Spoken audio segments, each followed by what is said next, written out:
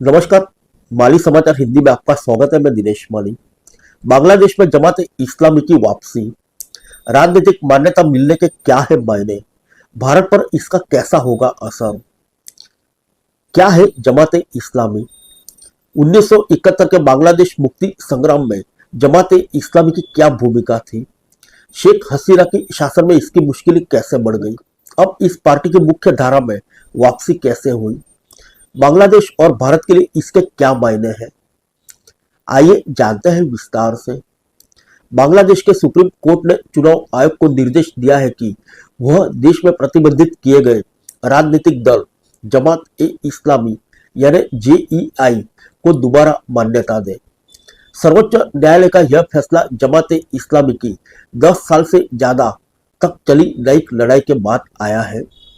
अब जमात ए इस्लामी फिर बांग्लादेश में मान्यता प्राप्त राजनीतिक दल की तरह चुनाव लड़ सकेगी। 1971 के बांग्लादेश स्वतंत्रता आंदोलन के दौरान जिस जमात इस्लामी ने पाकिस्तान का समर्थन करते हुए अलग देश की मांग को नकार दिया था, शेख हसीना के शासन में उसकी सक्रिय राजनीति में वापसी काफी मुश्किल मानी जा रही थी। हालांकि अगस्त 2024 में हसीना को प्रधानमंत्री पद से अपदस्थ होने और मोहम्मद यूनुस के नेतृत्व में अंतरिम सरकार के गठन के बाद से ही जेईआई की सक्रियता बढ़ गई थी। ऐसे में यह जानना अहम है कि आखिर जमात इस्लामी क्या है। 1971 के बांग्लादेश मुक्ति संग्राम में जमात इस्लामी की क्या भूमिका थी? शेख हसीना के शासन में इसकी मुश्किलें कैसे बढ़ गई? अब इस पार्टी की मुख्य धारा में वापसी कैसे हुई? बांग्लादेश और भारत के लिए इसके क्या मायने हैं? सबसे पहले जानते हैं क्या है जमात इस्लामी।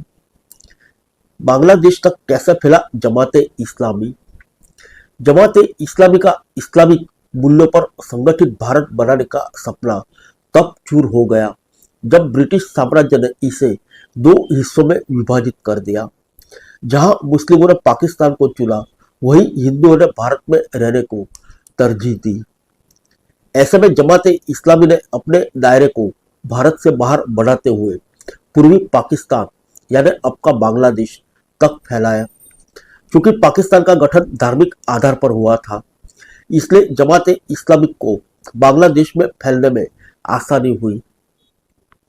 आइए जानते हैं 1971 की जंग में क्या थी भूमिका, इस पर विवाद क्यों?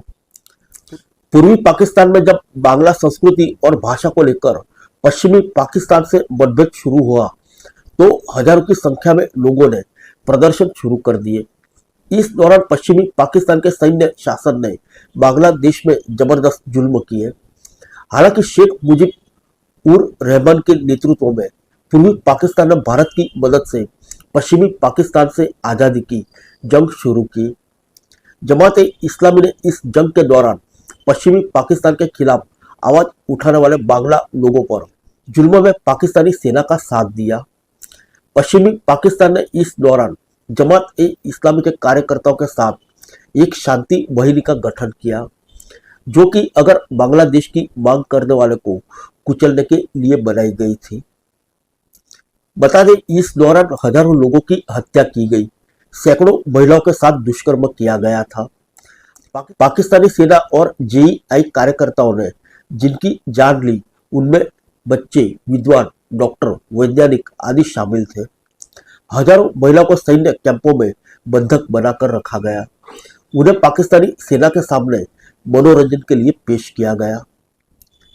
आइए जानते हैं बांग्लादेश में कैसे प्रतिबंधित हुई जमात ए इस्लामी। 1971 के जंग के बाद बांग्लादेश आजाद हुआ तो जमात इस्लामी के कई कार्यकर्ता जान बचाने के लिए पश्चिमी पाकिस्तान भाग गए। कई बांग्लादेश में छिपे रहे। इस दौरान बांग्लादेश के पहले प्रधानमंत्री शेख मुजीब ने धर्मनिरपेक्षता, राष्ट्रवाद, समाजवाद और लोकतंत्र को संविधान के 4 सिद्धांतों के तौर पर स्थापित किया। साथ ही ऐसे राजनीतिक दलों पर प्रतिबंध लगा दिया जो कि धार्मिक आधार पर बने थे। ऐसे में जमात इस्लामी का राजनीतिक पार्टी के तौर पर सफर ठहर गया। हालांकि 1975 में शेख मुजीब की हत्या और 1977 में मेजर जनरल जिया उर रहमान के सत्ता में आने के बाद जमात इस्लामी की राजनीति में वापसी तय हो गई। जिया उर रहमान की हत्या के बाद उसकी पत्नी खलीदा जिया ने भी जेईआई का समर्थन जारी रखा। दोनों दलों ने इस दौरान गठबंधन बनाया और सरकार में जमात के कई चेहरे को पद मिले। जमात इस्लामी के फिर से प्रतिबंधित होने का रास्ता शेख मुजीब की बेटी शेख हसीना के सत्ता में आने के बाद खुला। शेख हसीना ने 2008 में अपने चुनावी अभियान में इसे एजेंडा बना लिया और वादा किया कि चुनाव जीतने के बाद वे 1971 की जंग के युद्ध अपराधियों को सजा दिलाएगी। बांग्लादेश के स्वतंत्र सेनानियों और उनके परिवार ने इस वादे पर शेख हसीना का जमकर समर्थन किया। आइए जानते हैं बांग्लादेश में अब कैसे संभव हुई जमात इस्लामी की वापसी। बांग्लादेश में बीते साल जब आरक्षण के मुद्दे पर अदालत के एक फैसले के खिलाफ छात्रों के प्रदर्शन शुरू हुआ तो इसमें जमात इस्लामी के छात्र संगठन इस्लामी छात्र शिविर ने बढ़ चढ़कर हिस्सा लिया। आरोप है कि इस छात्र संगठन ने आंदोलन के दौरान कोर्ट के फैसले के लिए शेख हसीना को जिम्मेदार ठहराया और हिंसा भड़काई। आखिरकार अगस्त 2024 को जब शेख हसीना को पद छोड़कर बांग्लादेश से भारत आना पड़ा तब इस्लामी छात्र शिविर का प्रभाव देश में और बढ़ गया। जमात इस्लामी के इस छात्र संगठन ने शेख हसीना के खिलाफ आंदोलन में बड़ी भूमिका निभाई, जिसकी वजह से बांग्लादेश की अंतरिम सरकार के प्रमुख मोहम्मद यूनुस भी जेईआई पर प्रतिबंध को भुलाने और फिर से इसे खुलकर छूट देने के लिए मजबूर माने जा रहे हैं। आइए जानते हैं भारत के लिए क्या है इसके मायने। नंबर 1, जमात इस्लामी पाकिस्तान का समर्थन करता रहा। पाकिस्तान की सेना और सरकार भी उसके समर्थन में आवाज उठाती रही। सुरक्षा विश्लेषकों ने समय समय पर जमात इस्लामी के पाकिस्तान की खुफिया एजेंसी आईएसआई से संपर्क होने की आशंका भी जताई।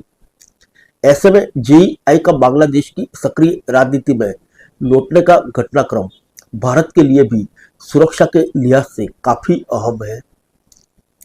दरअसल जब शेख खलीदा जिया की बांग्लादेश नेशनलिस्ट पार्टी यानी बीएनपी के साथ जमात इस्लामी गठबंधन का हिस्सा थी तब भारत के पूर्वोत्तर में मौजूद चरमपंथियों को अपने अभियानों के लिए बांग्लादेश की जमीन का इस्तेमाल करने का मौका मिलने लगा।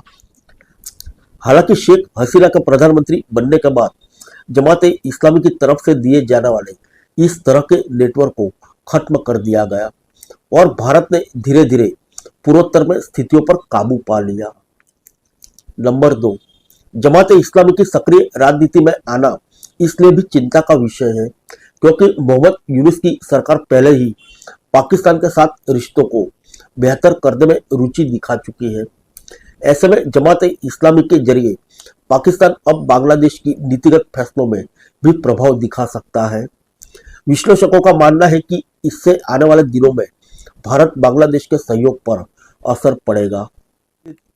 नंबर 3, जेईआई के प्रतिनिधि मंडल ने कुछ समय पहले ही ढाका में चीन की कम्युनिस्ट पार्टी के नेताओं से मुलाकात की। रिपोर्ट के मुताबिक इस दौरान जमात इस्लामी ने रोहिंग्यों के लिए एक अलग स्वतंत्र राज्य बनाने का प्रस्ताव दिया। फिर मिलेंगे अगले बुलेटिन में अन्य किसी खबर के साथ। तब तक के लिए इजाजत दीजिए। नमस्कार।